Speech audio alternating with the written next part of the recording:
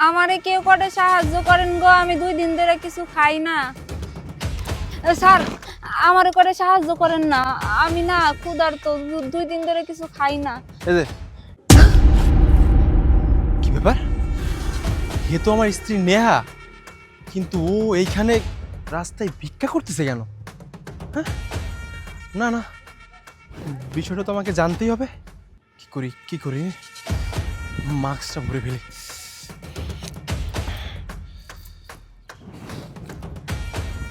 কি হইলো স্যার? এই, দেন না। এই যে আল্লাহ আপনার ভালো করবো, আল্লাহ আপনার মনের আশা পূরণ করবো। আচ্ছা, আপনাকে একটা কথা জিজ্ঞাসা করি? কোন? আমি এখানে বসি, হ্যাঁ? আচ্ছা। আচ্ছা, আপনাকে দেখে তো সুস্থ স্বাভাবিক মনে হচ্ছে, আর আপনি সুস্থ স্বাভাবিক থাকার পরেও এভাবে রাস্তায় কেন ভিক্ষা করতেছেন? সবই কপাল, আল্লাহ তাআলা আমার কপালে যা রাখছে তাই হইতেছে। আচ্ছা, আপনাকে না আমার না কেমন জানি চেনা চেনা লাগছে। কি কইতেছেন? আপনি আমারে কেমনে চিনবেন? আরে হ্যাঁ হ্যাঁ, আপনাকে সত্যি আমি চিনতে পেরেছি।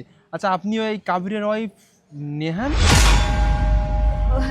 হ্যাঁ, আমি কাবিরের ওয়াইফ নেহা। কিন্তু আপনি আমারে কিভাবে চিনেন? আর আপনি কাবিরে কিভাবে চিনেন? আরে কাবির তো আমার বেস্ট ফ্রেন্ড, আর তার থেকে বড় কথা ওর বাসায় আমরা দুজন একসঙ্গে ছিলাম। কাবির তো সবসময় আপনার কথা বলতো, যে আপনার দুজনকে অনেক ভালোবাসেন, আপনার তো ভালোবেসে বিয়ে করেছিলেন, তাই না? তা আপনি হঠাৎ আজকে এইখানে এভাবে ভিক্ষা করতেছেন কেন? আর আমার বন্ধু কাবির না এটাও বলেছিল যে কাবির প্রবাসে যাওয়ার পরে আপনি নাকি অন্য কোনো একটা ছেলের হাত ধরে বাসা থেকে বেরিয়ে আসছিলেন। সিসি, আপনি এসব কি কইতেছেন? আমি অন্য পোলার হাত ধরে চলে গেছি মানে? না না, এইগুলো আপনি ভুল শুনছেন। আমি তো কাবির অনেক ভালোবাসে বিয়ে করছিলাম, আমরা দুইজনকে অনেক ভালোবাসতাম। আপনি জানেন, আমি কাবিরের জন্যে আমি আমার নিজের বাড়ি ঘর ছাইরা কাবিরের হাত ধরে চলে আইছি। আমি আর কাবির একই স্কুলে পড়াশোনা করতাম, আমরা দুইজনের খুব ভালোবাসতাম। ও আমারে ছাড়া কিছু বুঝতো না, আর আমি ওরে ছাড়া কিছু বুঝতাম না। আমরা একদিন সিদ্ধান্ত নেই যে যেহেতু আমরা দুইজনের ছাড়া থাকতেই পারবো না, তাইলে আমরা দুইজনকে বিয়ে করে নিব। কিন্তু আমার বাড়ির লোকজন এই বিষয়টা কিছুতেই মানতে চায় না। আমার মা বাবা আমারে কয়, না না, এই পোলারে বিয়ে করা যাইবো না। কিন্তু আমি তাগো কোনো কথা শুনি না। আমি তাগো অবাধ্য হয়ে যখন কাবিরের জন্য পাগলামো করতে থাকি, সবাইরে বলি আমি কাবিরে ভালোবাসি, আমার যদি বিয়ে করতেই হয় তাহলে কাবিরেই বিয়ে করুম। আপনি জানেন, আমার মা বাবা আমার জন্য অন্য একটা পোলার সাথে বিয়েও ঠিক করছিল। ওই পোলার সাথে আমার বিয়ে দেওয়ার লিগা আমার ঘরের মধ্যে বন্দি করে রাখতো। কিন্তু আমি তো শুধু কাবিররেই ভালোবাসতাম। কাবির রে ছাড়া অন্য কেউ আমার জীবনে আসবো বা অন্য কারোর সাথে আমার বিয়ে হইব, এটা ভাবতেই না আমার বুকের মধ্যে অনেক ব্যথা করতো। আমি আমার ফ্যামিলিতে অনেক বুঝাইছিলাম, কিন্তু আমার ফ্যামিলি কোনোভাবেই রাজি হয় না। আর আমিও তো শুধু কাবিররেই ভালোবাসি। পরে আমি আমি আমার মা বাবারে কই যে কাবির ছাড়া যদি অন্য কারোর সাথে আমার বিয়ের কথা কও, তাহলে তাহলে আমি মইরা যামু। আর আমার মা বাবা আমারে কয়, তুই যদি আমাকে অবাধ্য হস তাহলে তোরে আমি তেরছো করে দিমু। এখন তুই ভাব, আসলে কে তোর আপন? কাবির আপন নাকি তোর মা বাবা আপন? আমি নির্দ্বিধায় আমার মা বাপরে কই, আমার কাছে তোমাকে চাইতে আমার ভালোবাসা আগে। কারণ আমার মনের মধ্যে বিশ্বাস ছিল যে আমি যদি আজকে আমার মা বাপের কথা শুনা নিজের ইচ্ছার বিরুদ্ধে অন্য একটা পোলারে বিয়ে করি, ওইখানে আমি আমার মা বাবার কথা রাখতে পারবো, কিন্তু আমার ভালোবাসার মানুষটারে কোনোদিন পাবো না। আর যদি আমার মা বাপের অবাধ্য হইয়া আমার ভালোবাসার মানুষের হাত ধরি, তাইলে আমার মা বাবা একদিন না একদিন ঠিকই মাইনা নিব। যেই কথা ওই কাজ। আমি আমি পালায় আসি বাড়ির থেকে। যেই দিন আমার বিয়ে হইব তার আগের দিন আমি কাবিরের হাত ধইরা আমার বাসা থেকে পালায় আসি। আর তারপরেই আমার মা বাবা আমার তের্য করে দেয়। তাতেও আমার কোনো দুঃখ ছিল না, কারণ আমি আমার ভালোবাসার মানুষটারে তো পাইছি। আমি আমার বাকিটা জীবন ওর সাথে কাটাইতে চাইছিলাম। পালায় আইসা কাবির আমি বিয়ে করি। বিয়ার 2 মাস আমরা খুব সুখেই ছিলাম, কিন্তু তারপরে কাবির যখন বিদেশ গেল তখন আমার জীবনে নাইমা এলো কালবৈশাখীর ঝড়। আমার শাশুড়ি শ্বশুর আমারে মাইনা নেয় নাই। তারা অনেক বুঝাইয়া বুঝাইয়া কাবিরে বিদেশ পাঠাইছে। আমি প্রথমে রাজি হয়েছিলাম না। আমি কাবিরে বারবার কইছি তোমার বিদেশ যাওয়া লাগবো না, কিন্তু কাবির আমারে বুঝাইলো যে বিদেশ তো আমাকে ভালোর জন্যই যাইতেছি, ভবিষ্যতের জন্য যাইতেছি। হ্যাঁ, এখন আমরা 2জন আছি, কয়দিন পরে আমাকে ঘরে একজন মেহমান আইব, তার ভবিষ্যতের চিন্তা তো করা লাগবো। পরে কাবির আমারে রাইহা বিদেশ চলে যায়। বিদেশ যাওয়ার পরেই আমার শাশুড়ি, আমার শ্বশুর আমার উপর অত্যাচার শুরু করে, আমার উপর নির্যাতন শুরু করে, আমার অনেক মারধর করতো। সব কিছু সহ্য কইরাও আমি ওই বাড়িতে থাকি। আপনি জানেন, দিনের পর দিন গেছে, আমার স্বামীর সাথে কথা কইতে দেয় নাই। আমার কাছে যে ফোনটা ছিল ওই ফোনটাও নিয়ে গেছে। আমি আমার স্বামীর সাথে কথা কইতে পারতাম না। এত অত্যাচার করার পরেও, এত মারধর খাওয়ার পরেও আমি আমার স্বামীর বাড়ির থেকে কোথাও যাইতাম না। আমার শাশুড়ি আমার অনেকবার কইছে তুই এই বাসা থেকে চইলা যা। এত মারধর করি, এত অত্যাচার করি, তাও বাসা থেকে চইলা যাইতে পারোস না। কিন্তু আমি আমার শাশুড়িরে কইতাম, মা আমি আপনার পোলারে ভালোবাসে বিয়ে করছি, আমি আমার স্বামীর বাড়ি ছেড়ে কোনো জায়গায় যাব না। এই বাড়িতে বউ হয়ে আইছি লাল শাড়ি পইরা, যদি এই বাড়ির থেকে যাইতে হয় তাহলে সাদা কাফনের কাপড় পরেই বেরোবো। আমার শাশুড়ি কয় মরতে পারোস না তুই? তুই এই বাসা থেকে বেরোয় গেলে এত অত্যাচার করি, তুই যদি এই বাসা থেকে বেরোয় যাস বা মরে যাস তাইলে তো আমার পোলারে আমার ভাইজির সাথে বিয়ে দিতে পারি। আমার অনেক শখ ছিল আমার ভাইজিরে আমার পোলার বউ করে নিয়ে আসবো। মুখ পুরি তোর লিগা তো তা পারলাম না। তুই আমার পোলারে জাদু মন্ত্র করছস, এগুলো কয়েই না। আমার শাশুড়ি আমার অনেক মারধর করতো, অনেক অত্যাচার করতো। আমি যদি কিছু কইতাম অমনি আমার ধরে ধরে মারতো। আমার স্বামী যদি ফোন দিত, আমার স্বামী যদি আমার শাশুড়িরে কইতো নেহা কই মা, আমি একটু নেহার সাথে কথা কমু, আমার শাশুড়ি আমার স্বামীরে কইতো নেহা ঘরে ঘুমায়, ও খাওয়া দাওয়া করে ঘুমাইতেছে, ও খুব ভালো আছে। সারাদিন বলে আমি খালি ঘুম পারি আর খাই। আসলে আপনি জানেন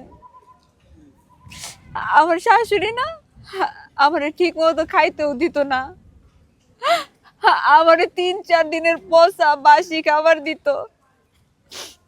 ওইগুলো কোনো সুস্থ মানুষ কি করেও খায় না। সেই খাবারগুলো আমারে দিত খাওয়ার লিগা। কি করব, 3-4 দিনের ক্ষুধা পেটে থাকতো। আমি যা দিত আমারে আমি পাগলের মতো তাই খাইতাম।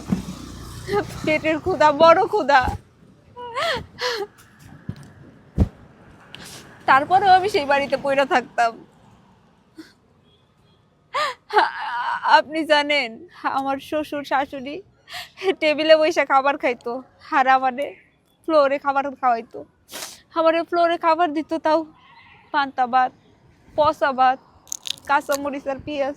আর তারা গরুর মাংস, খাসির মাংস, গলদা চিংড়ি, ইলিশ মাছ এগুলা খাইতো। তারপরেও না আমার কোনো অভিযোগ ছিল না, বাসা থেকে চলে আসার কোনো ইচ্ছাও ছিল না। একদিন আমার স্বামী ফোন দিছে, আমি আমার স্বামীর সাথে কথা কল লিগা আমার শাশুড়ির কাছে অনেক বায়না করি, অনেক জোরাজোরি করি আমার শাশুড়িরে। কিন্তু আমার স্বামীর কাছে কইছে আমি বলে ঘুমাইতেছি, এই কথা কয়া ফোন কাইটা দিয়া আমার শাশুড়ি আমার অনেক মারধর করে, অনেক মারধর কইরা আমার চুলের মুঠি দইরা বাসা থেকে গাড় ধাক্কা দিয়ে বের করে দেয়। বাসা থেকে চলে আসার পরে কি করবো, কই যাবো, বাড়ি তো আর যাইতে পারব না, কারণ ওই মুখ তো আমার নাই। আমারে তো বাড়ি থেকে তেরজ করে দিছে।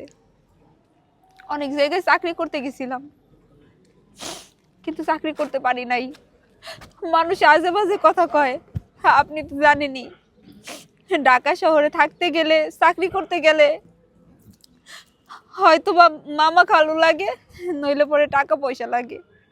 এখন আমারে তো বাড়ির থেকে তেরজ করে দিছে, আমার তো মামা খালু নাই, আমার কাছে টাকা পয়সাও নাই, কি করবো? পরে মানুষের বাসায় কামে ঢুকছিলাম, মানুষের বাসায় কাজের বুয়ার কাম করতাম, কিন্তু ওইখানেও মানুষ আমারে কুনজর দেয়। দেখছে যুবতী মাইয়া, আমারে অনেক বাজে বাজে প্রস্তাব দিছে, অনেক বাজে বাজে কথা কইছে।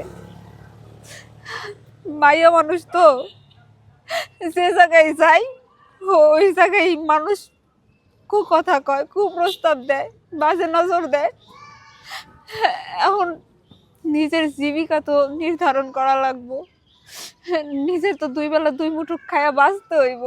পেটের ক্ষুধা বড় ক্ষুধা, পেটে যদি খিদা লাগে তাইলে ওটা সহ্য করা যায় না, তখন মনে হয় নিজের হাত পায়ের মাংস কামড়ে নিজে খায়া ফেলাই। পেটের ক্ষুধা তো আর সহ্য করা যায় না, বাধ্য হইয়া এখন রাস্তায় রাস্তায় ভিক্ষা করি। কিছু করার নাই, তো পেট তো বাঁচান লাগবো। আল্লাহ আল্লাহ যা করে বান্দার ভালোর জন্যই করে। শুনলেন তো, যা কর তা তো আমি কইয়াই দিলাম, কিন্তু আমি কখনো কল্পনাও করতে পারি নাই যে আমার শ্বশুর শাশুড়ি এইগুলা কইব, আমার এত অত্যাচার কইরা বাসা থেকে বাইর করে দিয়া তারা কইছে আমি অন্য পোলার হাত ধরে চলে গেছি। আমি কখনো ভাবতেও পারি নাই যে আমার শ্বশুর শাশুড়ি আমার নামে এরকম মিথ্যা অপবাদ দিব, আমার নামে এরকম মিথ্যা কলঙ্ক দিব। যাই হোক, আপনারে অনেক কথা কইলাম, অনেক সময় নষ্ট করলাম, আপনি এখন যান। আমার আমার অন্য জায়গায় যাওয়া লাগবো, যান আপনি। নেহা, আরে কাবির, তুমি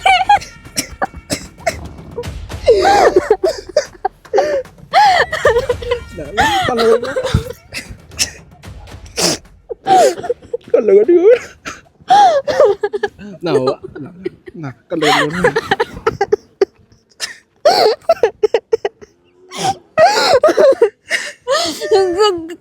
কাবির, তুমি জানো, তুমি জানো তোমার মামা আমার কত অত্যাচার করছে, কত নির্যাতন করছে, আমি সব কষ্ট সহ্য করছি, শুধু আমি তোমাকে ভালোবাসি, তোমার সংসার করবো আশায়, কিন্তু তোমার বাবা মা এক পর্যায়ে আমার বাসা থেকে বের করে দেয়।